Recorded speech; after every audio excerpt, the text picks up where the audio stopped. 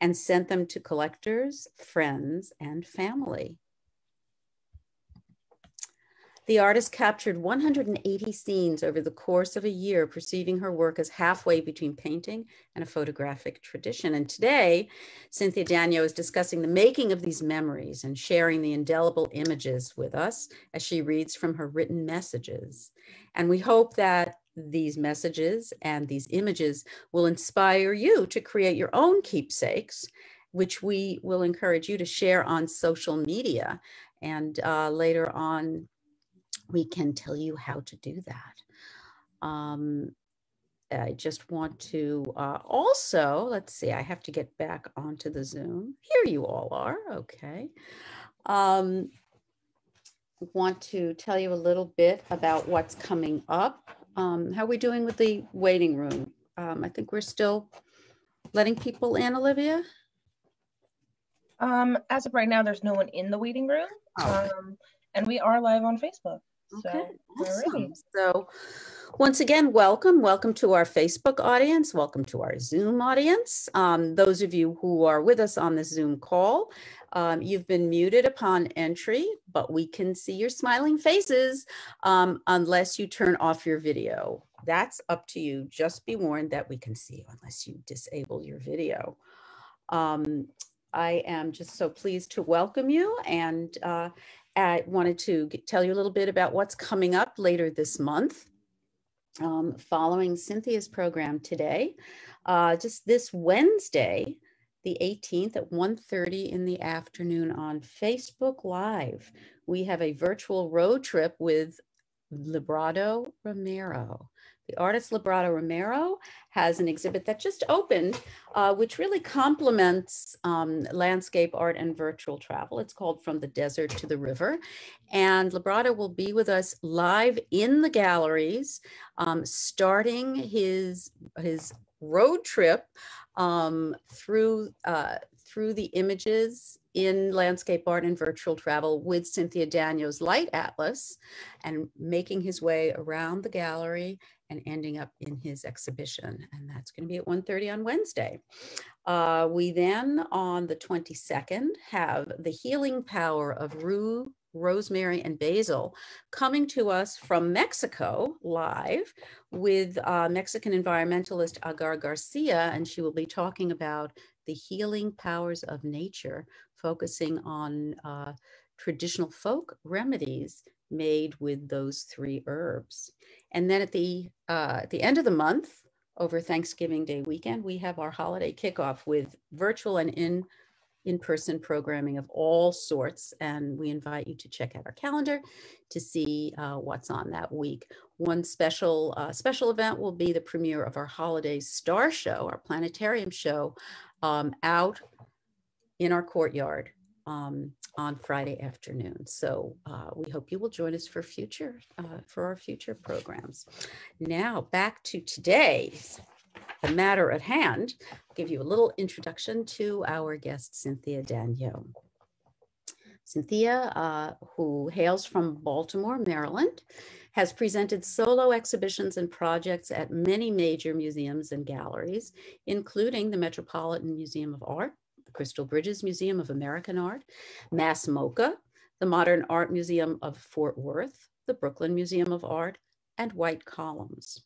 Her work is in numerous public collections, including the Metropolitan Museum of Art, the Blanton Museum of Art, and the Baltimore Museum of Art. Daignault is a regularly published author, and her writings have been published in a range of publications. She's the recipient of numerous awards, including the 2019 Pollock Krasner Foundation grant, a 2016 Foundation for the Contemporary Arts Award, a 2011 Rima Hort Foundation Award, and a 2010 MacDowell Colony Fellowship. She lives and still works in Baltimore, Maryland, and is coming from there live to us today. So I'm now going to turn the program over to Cynthia. Thank you so much for being here, Cynthia. Thank you, Sarah Linda, for that very generous introduction. And welcome to all of our guests. I'm not, it's hard to know who's seen the show, who hasn't seen the show, so I'll give just a small amount of primer. I have a piece up right now at the museum in the landscape show that Sarah Linda mentioned, which is called Light Atlas. And Light Atlas is a piece that I made where I drove around the outside border of the US, kind of in a circle. And as Sarah Linda said, I stopped roughly every 25 miles and recorded the scene in front of me. And the final piece, to me, it stands as a portrait of America and of the typology that goes into the country, both a color story of our different regions, and also a typology story of our different trees or like ecologies in each different region. I hope most of you get a chance to see the piece at some point. It will be up for a while at the museum. So please, if you are going out in public, please visit the piece. And know that that piece is kind of on a permanent tour. That piece is owned by the wonderful Art Bridges collection, which is a London collection. So I think this is the 7th museum that the piece has been in. So I placed it with Art Bridges specifically because I wanted that piece to really belong to America. And I wanted the work to travel much like I had traveled so that it could be seen in all those different regions. And it's wonderful to have it in the New York region.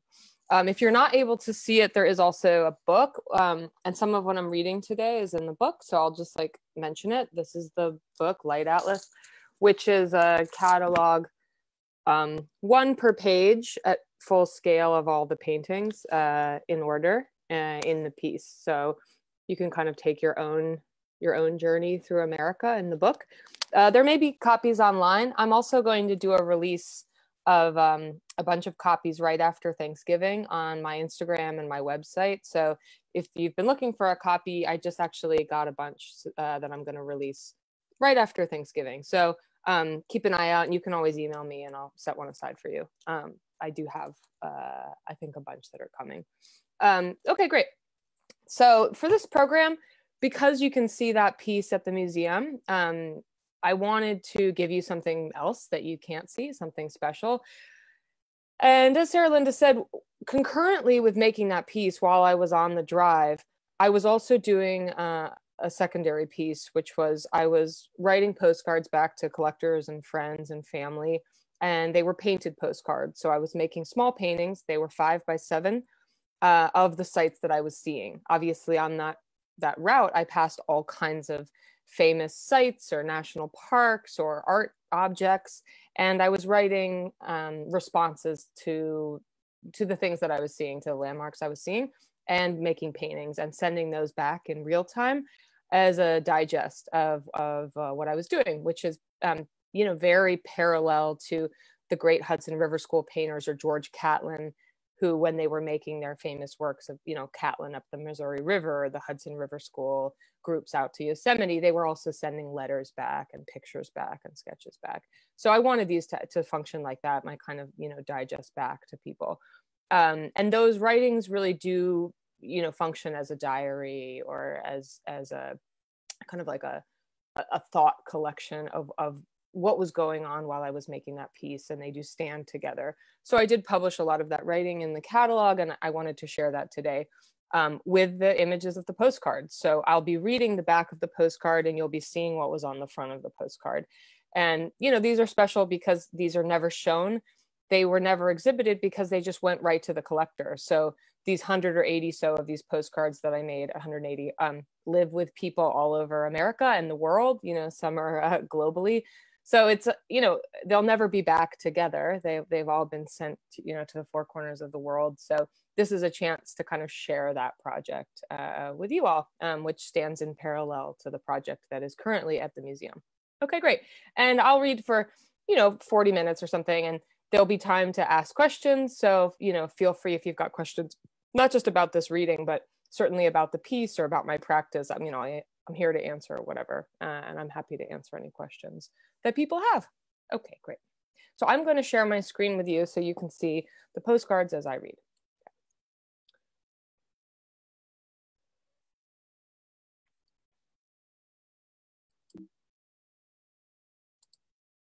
Okay, great. And these, like Light Atlas, I began in New York and I ended in New York, which is appropriate for since the piece is in Yonkers right now. So I will begin and end in New York on my reading. And, you know, just so you know, this is only the second time anyone's ever seen these. So, and maybe the last. So you guys are getting a special treat.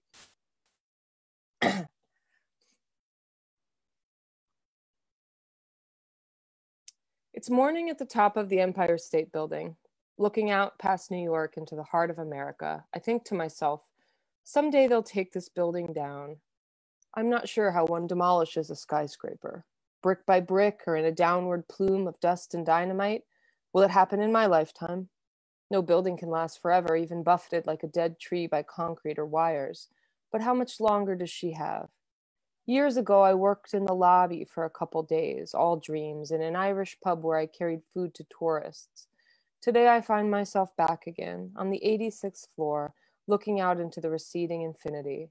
I wonder if I'm seeing something different on the horizon all these years later, from the perspective of her stately middle age or mine.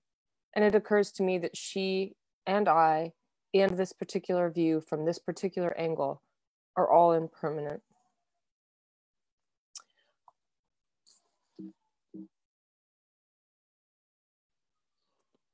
Oop.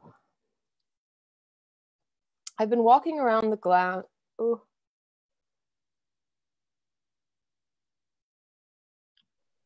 One second. Oh, my sharing is paused. Oh.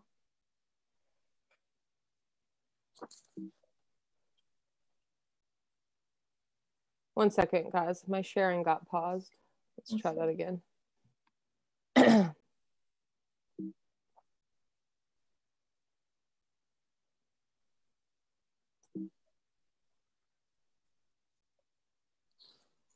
There we go. Okay, let's resize this. There we go. Okay. I've been walking around the grounds of the glass house all morning, considering sight lines and pruning. I painted a picture of Philip Johnson's glass house once. It was easy to paint. Effortlessly, I made a lovely work of art. Inside the house, Johnson hung only one artwork, a Poussin landscape. Johnson would describe how he shaped the grounds like the painting, removing limbs and whole trees, placing structures and walls, just as Poussin would paint a branch or a leaf to balance the composition and best reflect light. So I was merely painting a subject that already presents itself as a painting, as if stating the obvious, redundant like a cover song. I wonder how many of my subjects owe their appeal to some unseen architect, to a Johnson or a Poussin, how far back the chain of influence stretches, and if one can ever take credit for anything at all.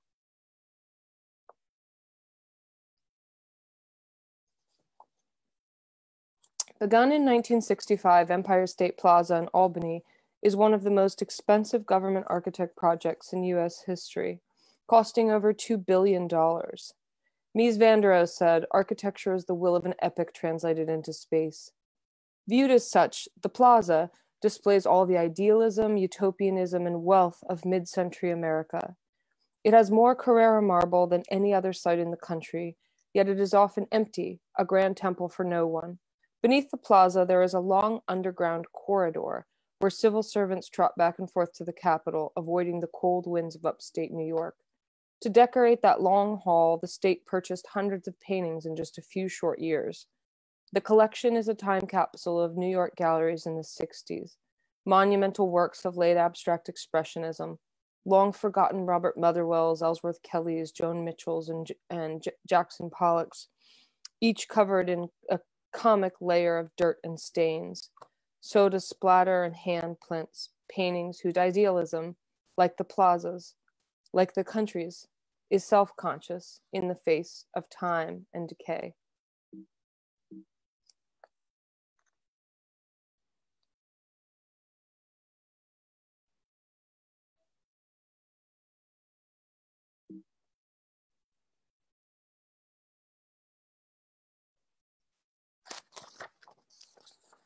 Like all great art, the elegance of the Farnsworth house creates a fiction of ease.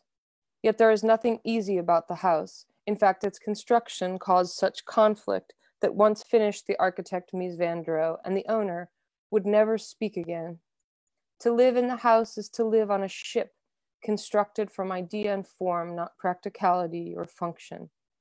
The building is famously inefficient, overly transparent, and so prone to flooding that the owner might be trapped afloat for days during a heavy rain. That is without even mentioning the chaos of the human narratives that are streaming inside.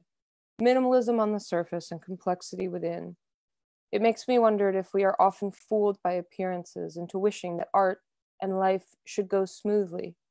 Is it not more real that everything is a mess, or an argument, or a flood, more Jason Rhodes than Donald Judd, or a perfect white cube floating on a sinking sea of impermanence? Cynthia? Yeah? This is wonderful. But some of the images we're not able to see closer. Let me try again. Okay. There. Perfect. Let me see one thing. It's not letting me advance correctly. Okay. I am streaming. There we go. Okay. All right. I've switched settings. This should work. Thank you. Yeah. Today I saw the house from American Gothic, the famous painting of the farmer with his pitchfork and his wife. The Dibble House, a classic Carpenter Gothic that painter Grant Wood described as his inspiration for the painting. A very paintable house, he said. How quickly inspiration is overshadowed by the people who stand between it and us, because original intent is always a step removed from the subject matter after all. Now, here at last, the paintable house is all alone. And is it enough? I find myself asking that question a lot. What we do for others, for ourselves, in our work and in our families, is it enough? I have come to think that is the central question of art and in life, and one that I often cannot answer. But Toni Morrison did, and I think of what she said. At some point in life, the world's beauty becomes enough. You don't need to photograph, paint, or even remember it. It is enough. No record of it needs to be kept, and you don't need someone to share it with or to tell it to. When that happens, the letting go, you let go because you can. In 1832, George Catlin traveled 1,800 miles up the Missouri River. On that trip, he made almost the exact same painting that I make today. I had always thought he exaggerated the colors, but it turns out not. Vivid rainbow hills, turquoise, purple, and fuchsia. It's funny that you cannot paint the coast of Maine without painting Edward Hopper, and you can't paint the Missouri River without painting George Catlin, and you can't paint haystacks without painting Van Gogh. I often feel like I'm following sets of footsteps in heavy snow. Reading Catlin's journals, I'm struck by how much of his sentiments echo my own. I too am preoccupied with loss, of land, of habitat, of species, and 200 years ago so was Catlin, railing against the disappearing native cultures, the buffalo and the grassland. This narrative about a love of land mixed with fear of its loss contains an essential American irony. As a country, we are defined by a wild and majestic land that our very existence destroys. I wonder if we're not always amidst the great and tragic loss, just as we are always dying a little every day. As I stand before it, Mount Rushmore looks so fixed, like it was always this way and like it always will be, but of course it wasn't. To create the monument, half of the mountain had to be blown off to get to the most durable granite for carving. And of course it won't always be this way. Imagine arriving the day after some violent storm or earthquake only to find the nose of our first president gone, shattered into gravel. This will happen someday. It wasn't even supposed to look like this. The men were planned to have bodies and clothes, but the artist died and the government ran out of money. Typical. So Congress declared it finished. How unglamorous. I think of all the paintings that I've declared complete when I ran out of time or money, or when the art shippers arrived to take them away.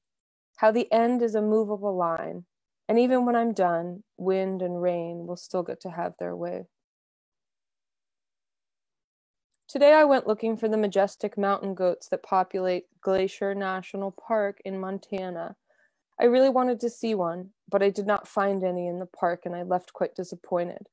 I headed back into town and pulled into a gas station to refuel. It was only then that a rather portly mountain goat sidled into view. He stopped a few feet from me to root around in the garbage, and to his delight he found a bag of Oreos. No, I think you're not right. You're not the one.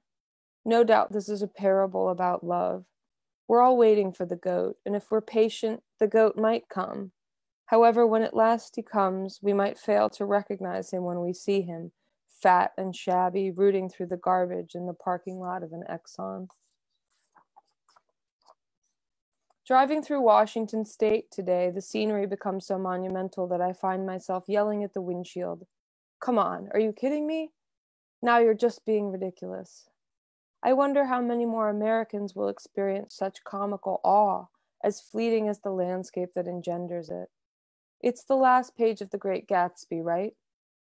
For a transitory enchanted moment, man must have held his breath in the presence of this continent, compelled into an aesthetic contemplation he neither understood nor desired, face to face for the last time in history with something commensurate to his capacity for wonder. For the last time. That's the part that really kills me. There is nothing particular about Mount Shuksan. The mountain itself is unremarkable, and even its Lumi Native American name means only high peak. Yet it is still one of the most photographed mountains in America. The view from below checks all the boxes for a perfect stock photo. Accessible by car, reflective alpine lake, frameable single peak. Recognizing this, rangers renamed the water Picture Lake and built a small pier with a stand for tripods. Even a novice photographer will always get the perfect shot. Perhaps then its fame lies also in how American of a story this is, like Marilyn Monroe. A fairly average girl, Norma Jean becomes the most photographed person in America. And the simple Mount Shuksan, just an average mountain, makes it onto millions of computer desktop backgrounds worldwide. The American dream. In native mythology about the mountain, Shuksan is the quiet and homely wife of Kulshan, Mount Baker, a king. He has many wives, but in the end he comes to love the homely Shuksan best. Something in this haunts me, that an ancient story foretold the future. Is meaning essential and destiny predetermined? Someday, very soon, global warming will destroy this glacial peak. So this mountain, too, is beautiful and doomed. Poor Marilyn, poor Shuksan. It's called a lenticular cloud, rings of concentric circles that often sit on top a mountain. The saucer-like form happens when strong winds encounter an obstruction, creating a fierce eddy. Bright colors called irisation form around its edges, and so the rings are often mistaken for UFOs. In fact, their common name is cloud ships. I look for months, and I have finally found one today in Oregon. A few years back, I painted clouds for an entire year in New York, one painting a day until 365 filled a room. I thought that I had made a complete index, but I realize now that even clouds and sky are entirely contingent on time, location, and context.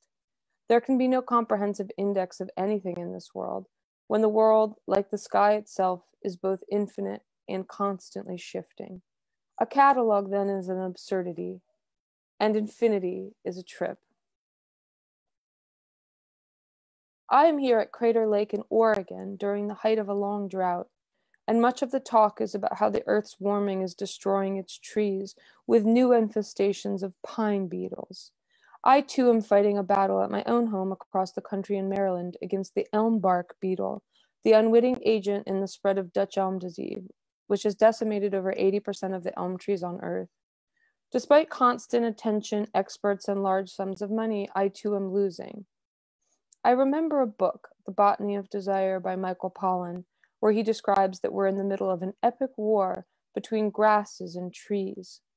Pollan explains that the grasses, lawns, but also food and feed, are winning. And here at Crater Lake, where half of the park's white bark pines have died, it's clear to me that he is right. Someday, perhaps soon, we will see the tree like the dinosaur, an ancient giant that once populated the world in the millions, but ceded its place on Earth to the short and tiny lives of mammals and grass. It's foggy off the coast of Oregon today, but I'm staring out across the Pacific, hopeful that I might see a whale. Every dense gathering of fog could be a blue whale to my bad eyes. On the radio this week, a scientist explained that whales will be extinct in my lifetime. Some 20 or 30 years from now, someone will unknowingly kill the last one. Or maybe we will know when the extinction happens, watching and waiting the 80 or 90 years for the last whale's life, hoping to find just one more, a breeding partner, until we don't, and then he or she dies and extinction is pretty much confirmed. There was a tortoise like that in the Galapagos. George. I saw a film about him in biology class in high school. Darwin had found him, and by the time they shot the footage, he'd been waiting 150 years for someone to find a second, a mate, or even just a friend, though at that point it was all but certain that they never would. High school was a long time ago, and I wonder if he's not dead already.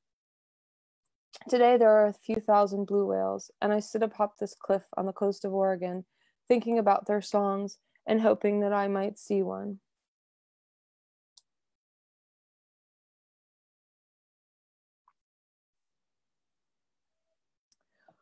Paul Bunyan and Babe the Blue Ox have greeted visitors on the Redwood Highway since 1946, fixtures at the Tree of Mysteries attraction in California.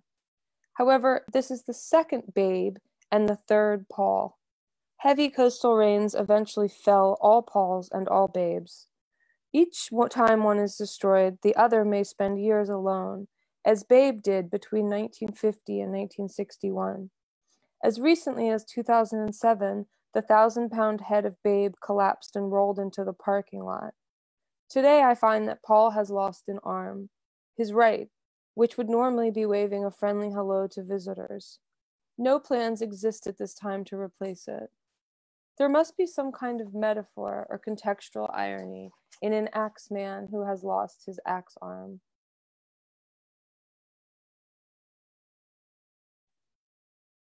Today I'm hiking in the footsteps of John Muir. He lived outside and walked thousands of miles, always enveloped in the land. He would write about the American landscape for magazines and journals back east. He was always depicting a raw, direct experience with nature. Yet, as I write this note, after a short day hike reached by car, viewed through the scrims of windshield and camera, I realize how mediated and interior my life really is. Now, dispatches from the outside are often made by Earth tourists, not Earth natives. Muir slept for years at the base of the cliffs of Yosemite before rendering an honest and nuanced description of that landscape. As an outside world tourist, I will perhaps never even know a tree or a mountain or the sky in any way beyond the cursory. So I wonder, is there any truth at all left in their depiction?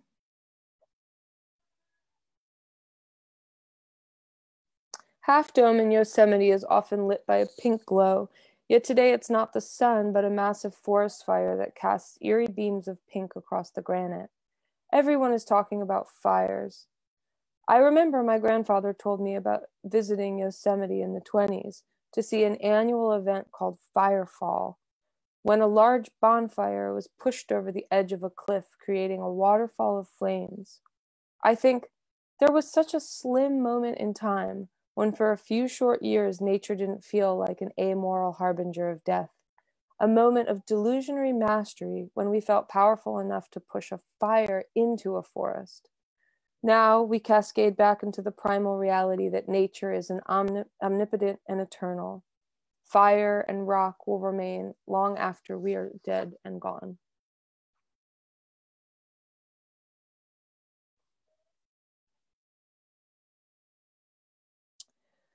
The lone cypress is the most famous tree in Western America. Some say it's been photographed more than any other tree on Earth. The tree is considered as iconic as the Eiffel Tower or the pyramids in Egypt. The cypress, a scrubby tree by nature, became famous for how stalwartly it subsists in one of the country's most extreme landscape, weathering sea and wind, earthquake and erosion. It reminds me of something Georgia O'Keeffe wrote. Nobody sees a flower, really. It's so small that it takes time, and we haven't any time. And to see takes time, like to have a friend takes time. Standing before it, I try to see the tree. I imagine that probably this tiny tree surrounded by this vast expanse of the world became so iconic because it stands as a resonant metaphor for the doomed beauty of all life. But I am only here for a moment.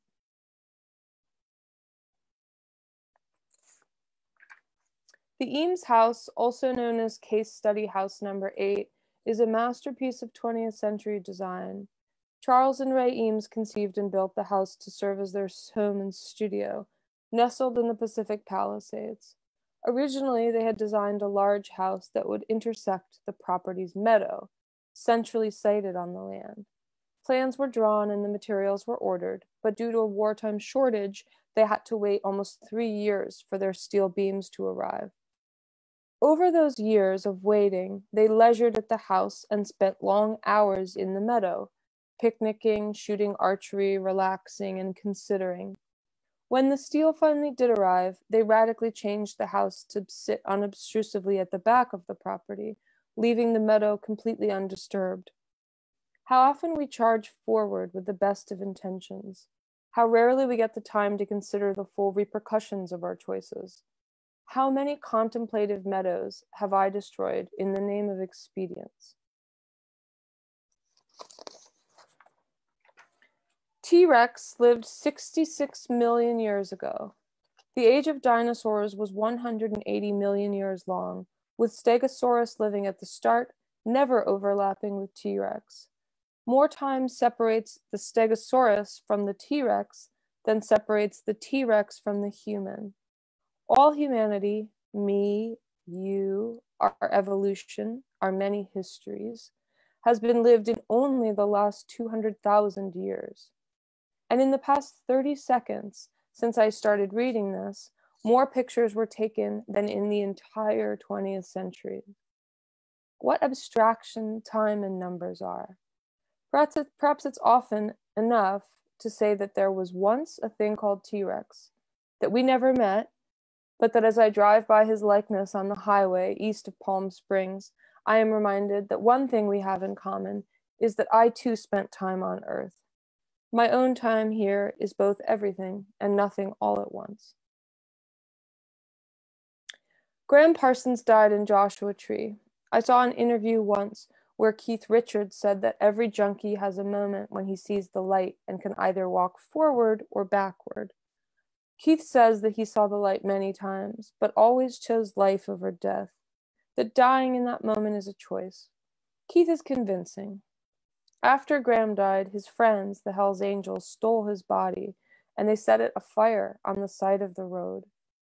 Despite its mythos, I don't have much to add about Joshua Tree. I will let the paintings do the talking, but there are still things that these paintings cannot tell you. Like about Graham, or the wind, or the strobe light of sun and shade, or that in just a few hours this whole desert will be lit by a cobalt moon, and I will swear that I'm walking on the sand on the bottom of a deep blue ocean. The Mojave Desert has the darkest skies in all of America, unspoiled by urban light pollution or refractive atmospheric humidity. Today on the radio, I heard a physicist explain that the universe is expanding, and at an increasing rate. Perhaps you've heard this too.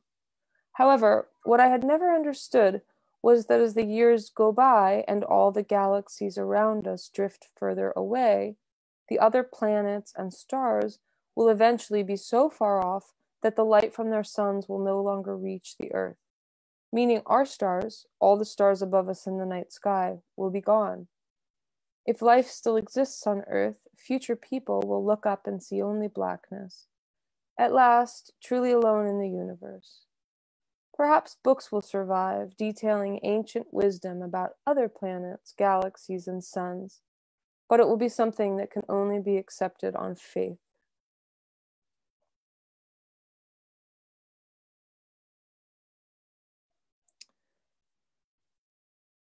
Today in Zion National Park, there is a mountain climber suspended halfway up on the rock face.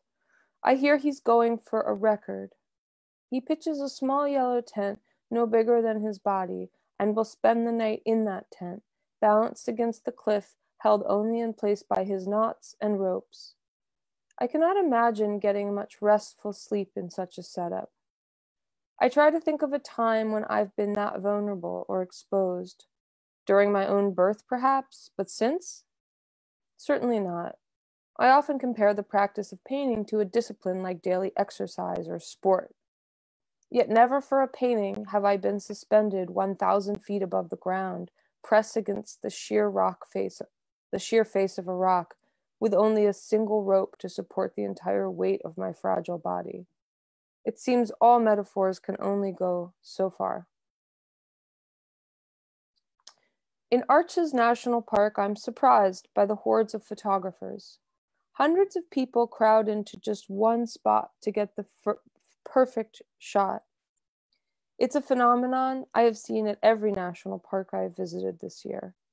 There are websites that advise exactly what location, angle, and time of day will yield the quintessential picture of any given landmark. I cannot tell you how surreal it is to be in 76,359 acres of spectacular wilderness. Yet every person is in one place, looking through a camera at one direction. I want to tell them to turn around. On the wrong day, at the wrong time, in the wrong direction, you might see something. The sun tunnels are 4 concrete tubes in a remote Utah desert. Nancy Holt positioned the work to frame the sun on the solstices, creating a lens that engulfs the body. Holes in the tubes, modeled on the positions of constellations, throw discs of light onto a viewer nestled inside. Here, on a flat desert plateau, you can see the entire sky stretching from horizon to horizon. But it is only by isolating these small pieces of it that we can begin to make sense of the whole. The color blue, the passing of clouds, the rotation of stars, the shifting of light. This is the purpose of art itself. Life is infinite and uncanny, yet by framing its minute aspects, one place or one moment in time, we can pull its unfathomable meaning into focus, as a lens pointed up at an infinite blue sky. I was headed to Smithson's Spiral Jetty. How will it look today? As water fills the spiral, the piece becomes a vibrant red, dyed by salt-loving microorganisms. When the water ebbs, the work becomes white as salt covers basalt. In the past, the spiral was submerged for 30 years, but dry seasons have made it visible since 2002. Climate is changing and the lake is evaporating. The presence of drought locks the piece into stasis, into a kind of death. The road to the jetty is rough, 10 miles of rock. I get a flat tire and I cannot make it to the lake, turning back before I see the shore. Sadly, I cannot report on the state of the piece, but from what I hear back at the gas station, it looks like this, and it will look like this long into our desiccating future.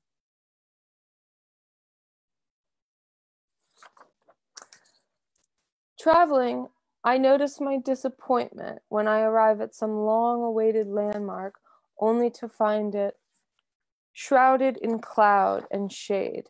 Somehow, the Monument Valley was supposed to be viewed in full sun, illuminating its spectacular shade of vermilion. What is it that has conditioned me to hope only for sun? In reality, the diffuse light of an overcast day is no less resplendent. I wonder if people always felt like this, crestfallen at the sight of rain. Or is this just a disappointment born from the advent of film and photography, which picture any landscape's ideal state on the desktop background or the National Geographic cover as the perfect magic hour sun and nothing less? Once you've seen the sign for the barn, it's impossible to see the barn. So wrote Don DeLillo. So too here in the Monument Valley. This land is the setting of Wile E. Coyote and the Roadrunner, but also of The Long Walk, the 300-mile imprisonment of the Navajo Nation. Now they run a tribal national park here. It's a bare-bones spot with scathing reviews on TripAdvisor. Stay away, $20 admission? What thieves? Thieves? Beneath the undercurrent of undeniable racism, I find more irony, of course. I'm happy to pay $20 to stand before these monumental views. Red mesas, islands rising up from the ocean floor of bloody sand. In the parking lot, there's a sign with a quote from the first white man to review his experience here, some few hundred years ago. He wrote, "As desolate and repulsive looking as a country as can be imagined." It's always something, isn't it? Something, nothing, emptiness, fullness, comedy, tragedy, thievery, justice. How shifting and complicated the West is, just like the weather in the desert.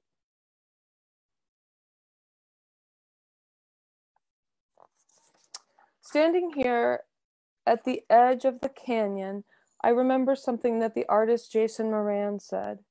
If you hear Thelonious Monk play a run that goes from the top of the piano, okay, he's opened up the Grand Canyon with that.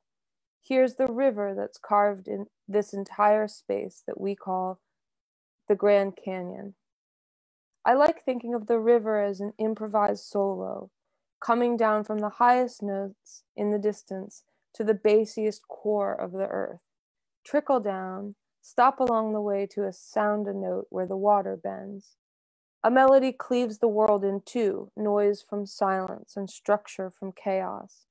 A canyon, then, is the silence after the rupture, an empty space to sit and contemplate the significance of what just happened. I could not love the saguaro cactus more, the tall cowboy ever waving to me. I see him everywhere, my old friend, always rounding the corner to say hello. And perhaps I start to take his presence for granted. For then, just as suddenly as he first appeared, he's gone. I have driven too far east or too far north. I miss him and his wild gesticulation terribly. I wonder if we will ever cross paths again. I wonder how many more times I will see him on this drive, or in my life. How many more times will I see a black bear, or a sun shower, or a sequoia tree, or an American buffalo, or my own mother, or my best friend?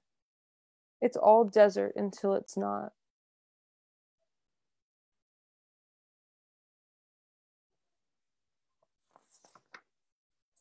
There's a small town perched on the edge of an open pit mine in Bisbee, Arizona. I meet an old nudist there, Bruce. Every night we walk to the local cowboy bar, a honky-tonk with more taxidermy javelina than patrons. He tells me about all the women he slept with. Then he tells me that the time of women is over, for he can no longer score the pretty ones and he never had any interest in the rest.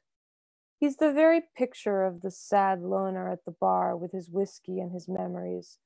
But I feel his regrets throughout this whole town. Is it any wonder that living on the edge of an open pit mine, all one can think about is the void, all that was and all that was taken away? Oregon Pipe Cactus National Monument and all its cactuses are in full bloom today. I am the park's sole visitor. I drove through 7 border patrol points on my way here, but as a white woman in an American pickup truck, I'm of little concern to ICE. It is strangely beautiful here, though I can feel a buzzing sense of malice just beyond the gates. There is no water, no shade, or food for hundreds of miles. There are coyotes smuggling immigrants across hard-scrabble desert. There are cactus poachers who come in the night to steal 300-year-old succulents for collectors and mescaline enthusiasts, not to mention the scorpions, heat, and rattlesnakes. The park is an eerie quiet, a peaceful DMZ in the middle of an ongoing war zone, much like an Oregon pipe cactus itself, a stalwart oasis for birds and butterflies amidst an arid ocean of death.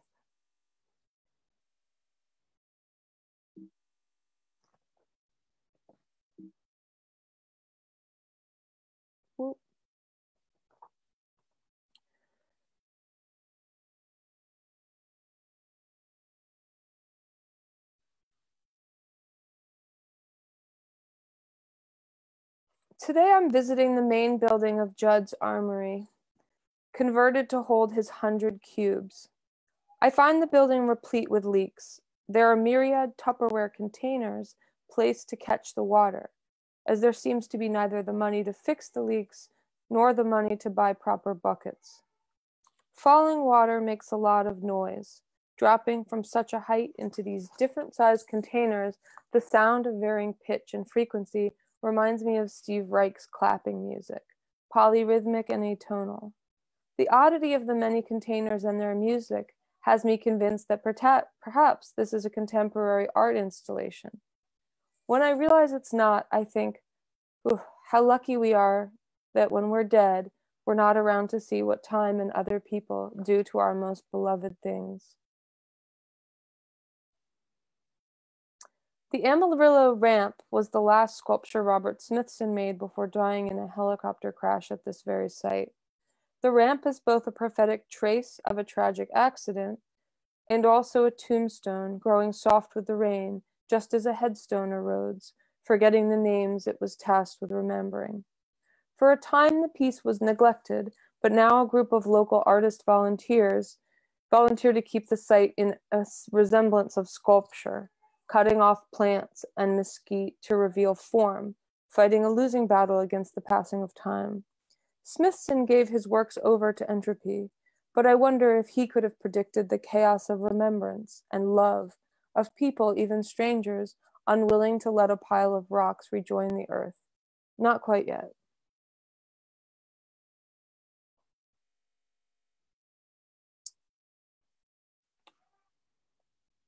I have to go to Graceland because you just do. There's some part of me that wants to see Graceland. I would often listen to my father singing along with Paul Simon. It's startling to me now that at the time my father sang those words in 1986, Graceland was not a classic, but a new record, only just released to a world that had no idea what had already happened. I've been to this house before, 20 years ago. And the thing that strikes me this time is how much smaller it seems, modest in its ambition despite the kitsch, dissipating in scale as the years go by. Is this because I'm another 20 years further away from Elvis? Does he get smaller as I move forward in time? Like when you drive away from your childhood home and you watch it shrink in the rear view? Like Kerouac wrote, what is that feeling when you're driving away from people and they recede on the plain till you see their specks dispersing? It's the two huge worlds vaulting us, and it's goodbye. Or as Paul Simon said, losing love is like a window in your heart, and everybody sees the wind blow.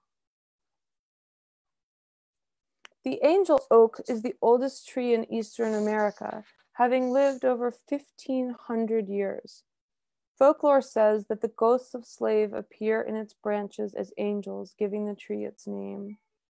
It's one of the most famous trees on earth and considered a holy site by those who trace it to the religious conceptions of the tree of life, or world tree, a tree on which the entire sky and heavens rest, whose branches and roots envelop the world and connect all people on earth. Today, there are protesters here, for a developer is planning to cut down the surrounding forest, endangering the tree and its root structure. They hand out pamphlets and recite a passage from the Bible. She is the tree of life, and those who will take hold of her, those who hold fast, will be blessed. The end may come by development or flooding or hurricane. Though the oak's demise is inevitable, it's certainly a tree to which I too would chain myself, to protect it if only for a few more hours of life. Frank Lloyd Wright believed that all life springs from the natural world. Following this ideal, he cited falling water on top of an active waterfall, its currents passing through the home. This atypical sighting is the house's genius. Yet, to live on a river is to be beset by endless mist and moisture, falling water, rising mildew, deadly mold. Beauty is the idea of nature. Yet life on the ground is ticks and wolves and floods and droughts and earthquakes and fires. In a painting, nature is the peaceful sublime, but in life it's an uncontrollable force that could kill you at any moment, original and primal terror. This contradiction is the truth of the house and of life, teetering like a cantilever porch that will someday and inevitably crash to the ground. There are statues of George Washington all over this country. The ubiquity and obviousness of the subject makes them invisible as art. Yet not only are they art, but almost all of them are in fact the same piece of art. Almost every George Washington statue in America can be traced back to a single sitting between the famed sculptor Jean-Antoine Houdon and the president, during which a life mask was made, which Houdon then sculpted as the face that we see in those many statues. The statues you see today are copies and hybrids made from that one head, with the clothes or bodies often changing. I wonder if Jeff Koons works will suffer the same fate, if people of the future will think that metal balloon dogs were just the anonymous de facto sculptures of the time, that every corporate office needed a balloon dog, just as every state house needs a Washington. What is the difference between art and monument? At what point does a public statue become a monument and cease to be an artwork? Having just driven the country both ways, I can tell you with certainty that if you make the crossing, please drive from east to west. Following manifest destiny and westward expansion just makes more historical sense. Moreover, there is a swelling narrative arc of traveling east to west, from the bustling cities to the open plains, to the Rockies climax, and then down the gradual denouement into the grand conclusion of the Pacific coast. That is an epic tale with a happy ending. Everything just gets grander until you reach the Golden Coast. Whereas to start in California and then cross the mountains on a slow decline to the I-95 corridor is a tragic fall unprecedented in literature. How lovely that though we read from left to right, our country prefers to be read from right to left. In 2012, New York City decided to light the Empire State Building in color. LEDs themed to events, holidays, and teams. Looking at the building, I always think of Warhol's Empire.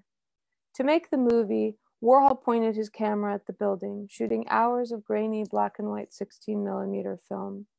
Looking up at the building enrobed in the velvet of midnight, I realized that in the past, the nocturnal city was always seen in black and white. Lit only by the warm glow of white incandescence, New York was monochromatic, just like its films and its photographs. Pollock, Motherwell, Winogrand, Stieglitz, Klein. Presently, we see the city at night in a cartoonish array of LED color. The night skyline has a Disneyed Epcot Center look. So the Warhol, which at first looked real-time and then faded into document, now slips into artifact. And someday we will view the film as we do a shard of earthenware pot in a glass museum case, as just a shadow that has little resemblance to the body of our consciousness or to the shape of our world. So too with Light Atlas. Or maybe this has already happened.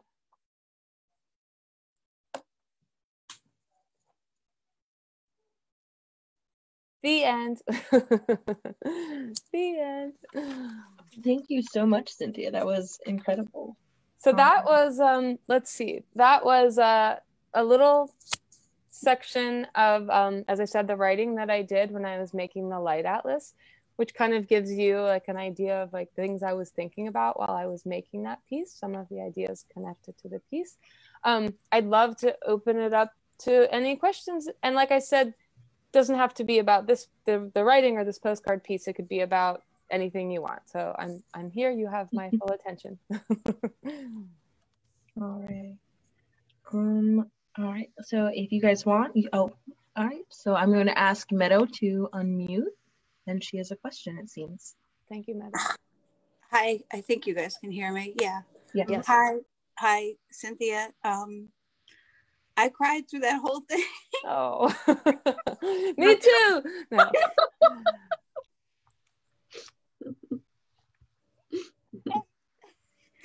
So it Virtual hugs. It just felt like a first of all, the work is beautiful, and it felt like such a meditation on impermanence, which is, tough territory. Yeah. And I signed up for this because I really like painting and art. I'm not a painter myself, but I saw some of the work, and I thought it was beautiful, but I didn't expect to be so moved. And I was reminded of, and now I'm not going to be able to remember the guy's name. Is it Thomas Moran? Mm-hmm. It's a guy he's the place out in the Hamptons. I went to his house, and this isn't really a question. That's okay. I'll respond to it anyway. It was about how he had gone on this expedition, and it was like the state park stuff, and he was the guy who would like draw the stuff because they didn't really have cameras, or they had very archaic cameras, and they had like this big giant camera thing on the back of a donkey, and they're going up mountains. It was just off the hook, really a cool thing to check out. And I was really reminded of that by your work, which, it's like philosophy, history, archives, nature, preservation. It was just really amazing. And I really do want to, now the book has your writing as well as the painting. Yep. It's good, both. And it's Light Atlas. Mm-hmm. And like I said, if you can't find one, you can email me, or I'll have some later. There's two things that I want to respond to and what you said. The one was, a lot of the impetus for making that piece came from the histories you described. Like in the 19th century, it was painters who would make the journey around America to show people back east what the country looked like. Like, what is America? What does it look like? What is this country? We were grappling with this idea of like, okay, we've made this country. What is it? Like, what is our country?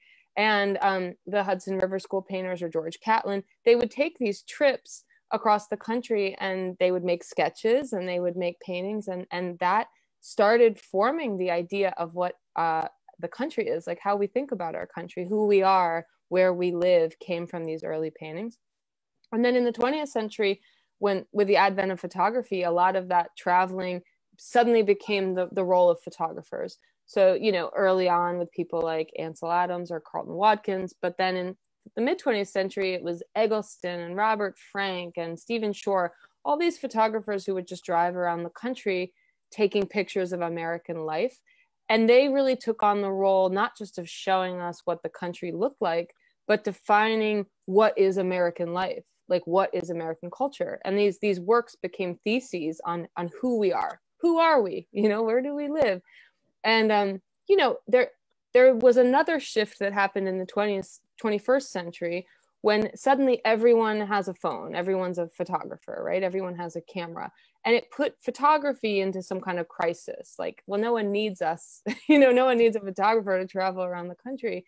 And so, my own thinking was, oh, well, maybe the tennis ball has come back across the court, and it's a moment. What would it mean for a painter to go out? What would it mean for me to go out and do that work again, knowing the history of the 19th century and the 20th century? And what would it mean to try to answer the question, where do we live? Like, who are we? Like, what is our country? What is America?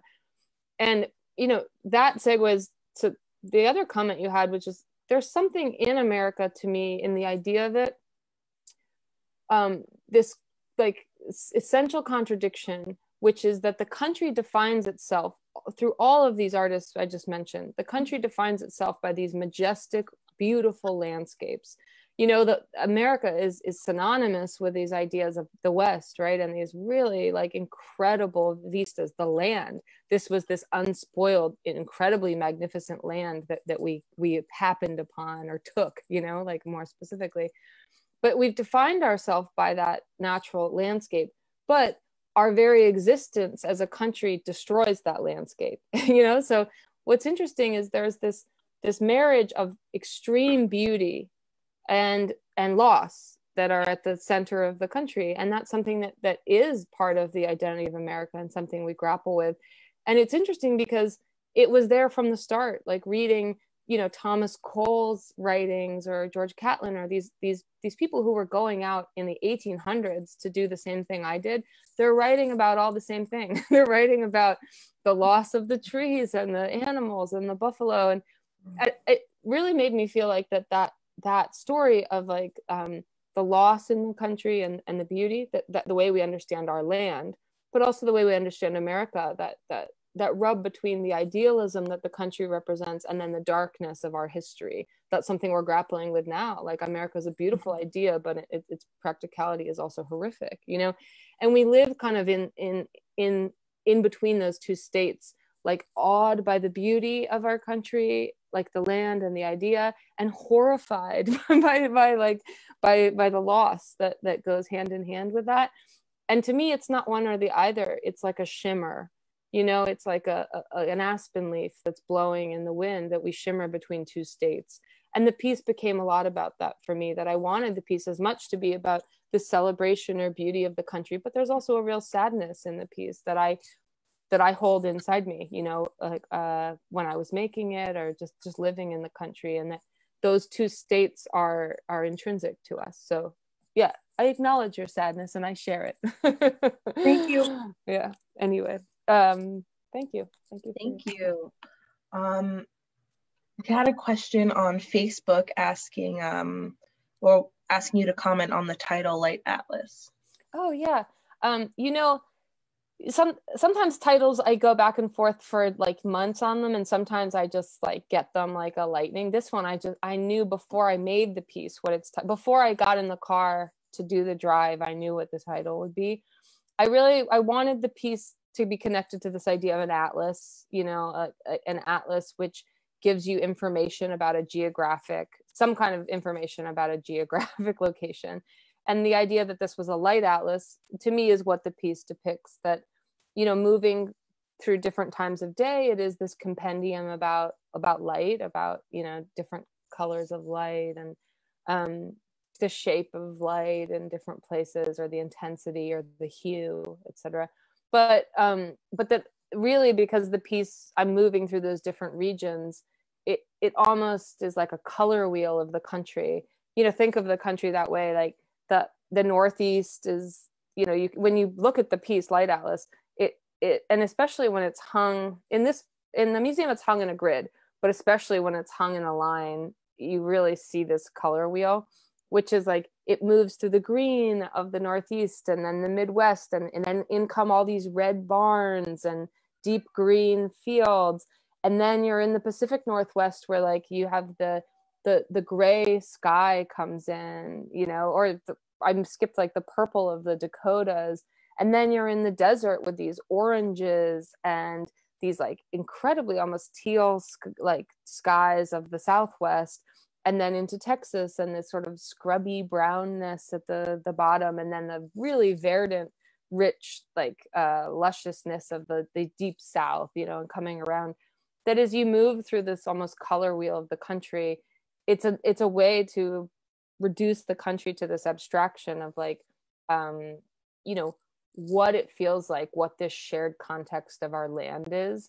And to create a portrait of America, for me, the way to do it is with something as complex as America. You think of it like the spaceship taking off or the plane taking off, that when you get far enough away from Earth and you look down, you're like, yes, now it makes sense. That's how this land connects to this land. Look, this is a farm belt. This is a dry spell, and this is a riverbed. That if I could get far enough away from the country and to be able to look at it all on one wall or in one installation, you could make sense of part of it. You could make sense of some of these ideas of regionalism or light and color, which is our shared context. That's the space that we all live in. So I knew it would be that title from the start. Mm-hmm. And I saw someone on the comments asked how long the trip took me. This connects to that.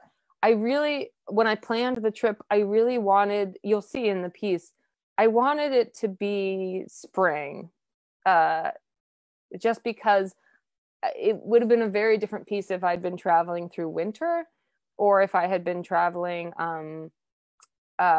like across all seasons. It would almost be more about the different seasons. I wanted everything to be captured at one moment, but I practically couldn't obviously be everywhere, be everywhere at one moment. But I wanted it to be like America right now, you know? But the wonderful thing about spring and about the country is that spring comes to certain parts of the country very early, like in February, early February, and spring comes to other parts of the country very late, like in July. So I timed the piece regionally to between kind of January and July. So I would catch that moment of like just when spring is coming, like just when it's waking up, because, you know, spring is a kind of waking up like moment. And I wanted it to be this kind of like awakening, not, you know, and that you could really lean on the color differences and the light differences. You have the most light in spring because you're not blocked by foliage. You have like the most color differentials. You have the most, you know, regional plant differences. So I planned the drive that I could do it in that kind of like 7 months basically, and did the drive. So I was chasing spring, which was kind of a wonderful way to do it because flowers were always blooming everywhere I arrived. It was like the desert was blooming, and then the trees were blooming, and then the dogwoods were blooming, and you know, like I had kind of a very beautiful trip because I arrived everywhere like at its most like perfect moment. So which was definitely also easier to work than if I had tried to do it in the dead of winter. Just practically, I'm not that much of a masochist being outside, like, you know, rendering these different scenes in the dead of winter sounded horrible to me. We had another question from Conrad, and he was wondering, he was complimenting on the exhibition and the presentation and letting you know that your narrative adds so much to the piece. So, and how would you feel about trying to integrate printed commentary with the physical exhibition? And have you ever thought of that? Oh, you know, I'm always fine with that stuff. Like, to me, like as an artist, I really value collaboration.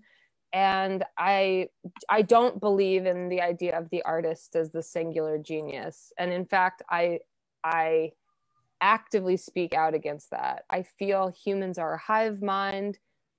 We work together. Like as an artist, I build on my peers, my mentors, my heroes, my assistants, my family, my children, you know, my friends. Like it's all in the soup. Like, and everything I do is just a reflection of ideas that I get from other places and from other people. And so I really value collaboration and how everybody fits into what it takes to make an artwork. And that includes curators, and that includes museum directors, and that includes like owners and collectors. And so to me, I can put a lot of this material out there, but I don't have to be totally didactic. I don't have to like wrap it all up and be super controlling. That there's a gift and a generosity and an openness which allows a curator then to do something, you know, like to have their own thoughts or have insights that I don't see, to have ideas that I haven't seen, to have like, or the world to change and think of new writing, that new ways to contextualize the piece, new ways to talk about it. So, you know, the shape of the piece reflects that. The reason that the piece is these individual canvases, there's no one way to hang it. It's been hung in a line like a cyclorama. It's been hung as a grid. It's been hung as a room. It's been hung on one wall. It's been hung as like a strip. You know, the piece allows itself to respond to architecture and to the museum and to the other works that it's going to be hung with. And I feel the same way about the ideas and the writing. Like if there's a curator in the future that thinks of an interesting way to like weave in some of the other things I've done around it, cool, what a great show that would be. I look forward to seeing it, you know, but like I don't have to do it, you know, like I kind of did my part, which was I made a bunch of stuff and put it into the world. And I mean, like I said at the start, I purposely placed this piece with a lending collection. The Art Bridges is a full-time lending collection. So the work is not, you know, in a storage unit. It's not in somebody's home. It's not just in a museum. It's like traveling, right? And I did that because I wanted to see this piece go up in 20 different ways. And I want to enjoy, for the next 40 years of my life, I get to go to different cities and visit it. You know, I've seen the piece in 8 states now. I look forward to seeing it all over the country. And I look forward to seeing the different ways that people write about it or talk about it, the different wall texts, the different, I look forward to all of that. Like that makes my life richer. And it's a really beautiful connection to history. I mean, I mentioned those Hudson River School paintings. If you've ever been to the Met, to the American Wing, and you've seen those amazing like iceberg paintings, or some of the real some of the really like important like Thomas Cole paintings, those paintings used to travel by horse and cart around America, and they had these curtains, and you could pay a quarter if you wanted to see the painting, and they would open it up and let you see it. That's what they did. And I loved the idea that this would be like that, and that all those things around it, the writing, the hang, all of that would change, and that I get to just enjoy that. So let's hope. Yeah, I know there are more questions, and unfortunately we are coming to the close of this program. Unfortunately, you guys can always write to me at any point if there's something that my email is readily available on my website, and I try to answer any questions that come to me directly. So so if you feel like you're a burning thing that didn't get addressed, don't worry, I live on. And I was just wondering what if there were any closing notes or thoughts you wanted to leave us with before we ended today. Oh gosh,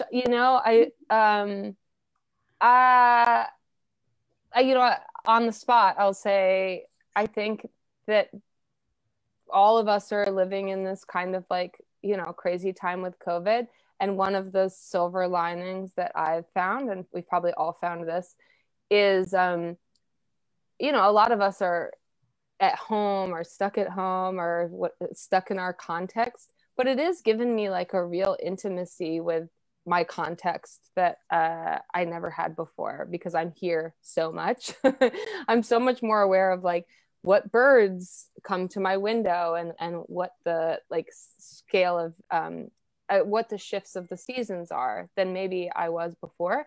And I think this is a wonderful time for all of us to just like get deep and pay attention to, our own backyard or our own city block, or, who's living with us, what trees are here, what birds are here, what insects, like what shift of the season it is. And, there's a lot we can't do this year. We can't travel. We can't go many places. We can't see all our friends, but we can build an intimacy with our natural surroundings. And, that can be a gift that we'll take to the rest of our lives. So I'm trying to focus on things I can do. And I have personally learned the names of all the trees in my backyard. So I encourage everybody to get granular with their with their surroundings, and drawing, painting, writing, and researching are all wonderful ways to do that.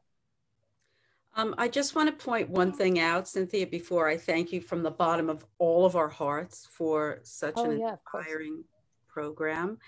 If anyone has been inspired to draw or paint and write your own postcards, please share them with us. And in the chat, I put the way to do that. It would be if you use @Hudson River Museum, hashtag Cynthia Daignault, hashtag Light Atlas. We would love to hear from you more, because this has been such a resonant talk. And the fact that you chased rebirth across the country, particularly looking at it now in such a fragile moment in our history, really is positive and inspiring. So I wanted to thank everyone for coming. I wanted to thank you, Cynthia, so much. Of course. For your beauty and insight. And of course. Anything else? I'll add one thing. I can answer two questions in one sentence. Brush strokes, filbert brush, shaped like a golden retriever paw, and 27 miles was the mileage of my drive divided by 360 in order to get to 360 degrees on a circle. So those are the rest of the questions. Done. Done. Okay. Well, once again, thank you all so much. Have a beautiful rest of your day, and we hope we'll see you all soon. All right. Bye, guys. Thank you so much.